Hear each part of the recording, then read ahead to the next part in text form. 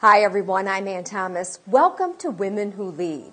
I'm here today at the beautiful Bavarian Inn in Frankenmuth, and my special guest is Dorothy Zehnder, the founder of the Bavarian Inn in Frankenmuth, and Dorothy is 90 years old. Join us for this wonderful tour of the Bavarian Inn with Dorothy Zehnder. Talk to me about the history, a little bit about, how you actually got into this business. Okay. I worked here as a waitress when I was 16. We lived on a farm, and the farm work was seasonal. You would have a lot of work in the summer, and then in the winter there wasn't much going on. And my sister and I heard that Mrs. Fisher was hiring help she had a lot of bowling banquets and things like that. So we came over and we applied with Mrs. Fisher that we would like a job, and she said, yes, I need help because now it's fall season and we have a lot of banquets coming. So she hired us, and we started to work. We applied on a Friday, and she said, you can work tomorrow, you can start tomorrow, but you need a white uniform, you need white shoes, and a hairnet. And we had nothing. We didn't have a hairnet, teenagers didn't have a hairnet. Right. So my mother said, okay, we will quick go to Saginaw. There was a shop there where they were selling nurse uniforms. So Mom took us down, and we got all decked out. Oh, my God, we looked really princey. Oh, we thought we were the greatest with our white uniform, and started to use a little makeup. And so we came to work on Saturday, and Mrs. Fisher said, you will be working on this banquet, and you will be serving the food, and you just follow somebody else that was here before. So that was good. And we served the banquet, and of course we were nervous, And at night when we went home, well, we felt so good we had a job. Sunday, she said, you come in, and then you will be waiting on individual tables all by yourself. And then she said, and we have 3 kinds of meats. We have chicken, we have steak, and we have fish. And she said, you go in and you ask the people, would you like chicken, fish, or steak? And the steak, she said, is prepared 3 ways. It's rare, medium, or well done. Well, that was quite a shock because, we had to face these people. We were on our own now. So we did that, and we got through the day okay. So my sister made 75 cents, and I made 50 cents. Oh, my. And that was pretty good, but she made more than I did, because when you had a party of 4, and they tipped a quarter, that was a lot of money. That was a lot of money. Isn't that amazing? So she did better than I did. Well, the next week we came again, and we did the same thing over. And then I worked here for 2.5 years, and during that time, I met Tiny. He used to haul garbage. He would collect the garbage from Fisher's and also from Zehnder's. And amongst friends, I had friends, he had friends, and we would kind of go out Saturday nights, each friend. He was at Zehnder's and we were at Fisher's. So it was always, are we going with the Zehnder boys? Are we going with that group tonight, or just all Fisher's? But it seemed we always got together. It was Sunday nights, not Saturday, Sunday night. Between the Zehnder group, they had waitresses and boys, and we had the same thing here. And we would get together, and finally we did meet, and we dated for 2 years. We got married, and then after we were married, we lived across the street in an apartment at Zehnder's with 2 of his brothers. But in the meantime, his brothers were in the service. He had 3 brothers in the service at that time. And he was a farmer, so he was exempt because he was growing food for the soldiers. So he stayed at home. And he also, then when the boys were gone, became manager of Zehnder's. So he had Zehnder's, the restaurant, and his farm. He was a big farmer. He loved farming. And this was back in the 40s? This was, yes, in the 40s. We got married in 43, and that was before and then after that. So we did that, and I worked then at Zehnder's. I quit over at Fisher's after I was married. I didn't work at Fisher's anymore. And then after 40, then Judy was born in 45. And we did live at Zehnder's at that time yet. I stayed with my mother after Judy's birth for about 4 months, and then I moved back into the restaurant.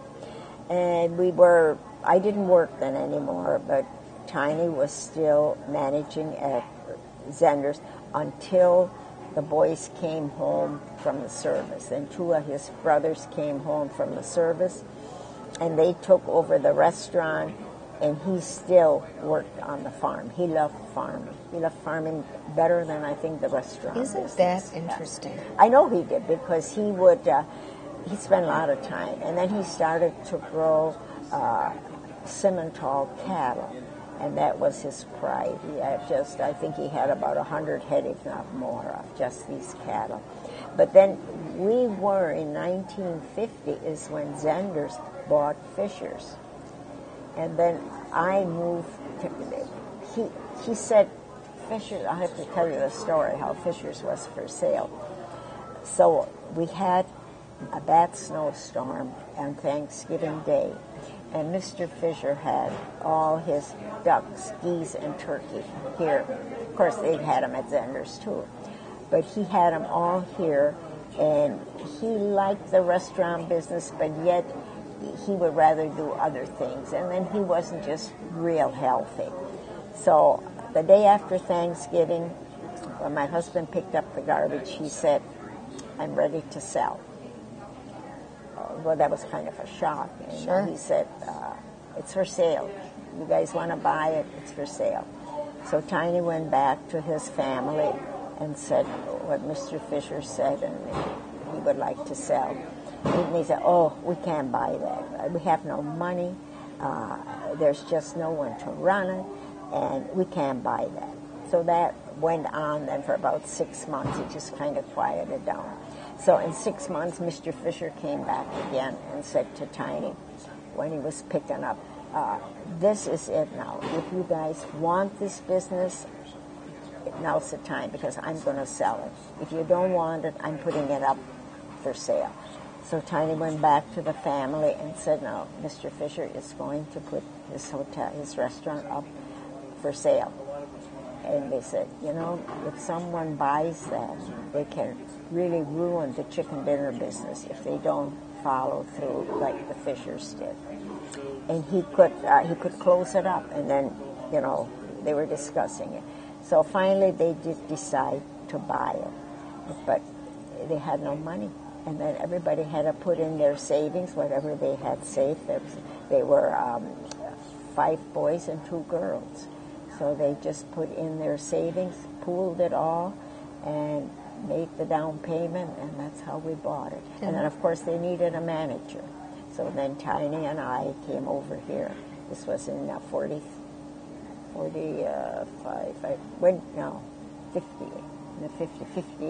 1950s when we bought it. And the rest, they say, is history. The rest is history. Now, how were you able to do everything that you have done over the years and raise 3 beautiful children and have the children get involved in the business? What's the secret behind that? Well, there were struggles. And then there was the Depression coming. We didn't have quite the business we had expected. Right. So we had to work at it. And then when the children were always had a babysitter, but when they were of age that we could bring them along, like 5 years old, we would bring them along, and they before that, when they were younger, they would take their naps upstairs. We had a bed, and during that time they took their naps, and we would eat together. And I think it was just a family that they knew we would eat together, and we would stick it out together. And when they were 14, we brought them to work. They worked in many areas in the kitchen, fried chicken, dish salads, made sandwiches. And when they got older, it was just tradition that this is the business. And holidays, we would celebrate the day before. Like Christmas, we would celebrate Christmas Eve. Thanksgiving, the day before. We always had a holiday, but it was not on that same day. And the kids got accustomed to that. It was okay. Sure.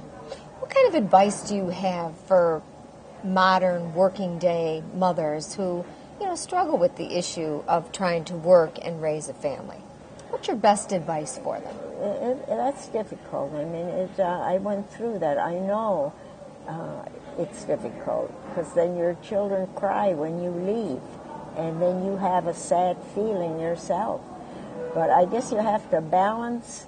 You just have to balance your family, what your family requires, to your work area. But for me, family was first. I always made sure that they had something to eat and that they were taken care of. We would do studies together. At that time, the children had to do homework. And we'd do homework between 5 and 6, and by 6:30, I would be ready to come back to work at night. Amazing. So but the family, for me, came first. What's your secret to being in such great shape and doing so well at the age of 90? A lot of people would be resting now or not working anymore. What's your secret to this wonderful, healthy, happy life? I don't know. I guess I love to work, and I love to be with people. So is that the secret? Just being with people. I'm active, and good food. Good food. I don't know. I'm just blessed. I think I am blessed to have such good health, and my attitude. I always love people, and I really can't say. I really can't. Is there anything else that you'd like people to know about your life, your work here at the Bavarian Inn, or just about the Bavarian Inn? Well, it's a nice place to work. It's like I say, I love to come to work, and I love people, and I love the surroundings, and I like it. I just like it. Happy birthday. Thank you so much. I hope you have 90 more. Thank you so much for joining me on this tour with Dorothy Zehnder, who is 90 years old this year. I'm Ann Thomas for Women Who Lead on WJR.com.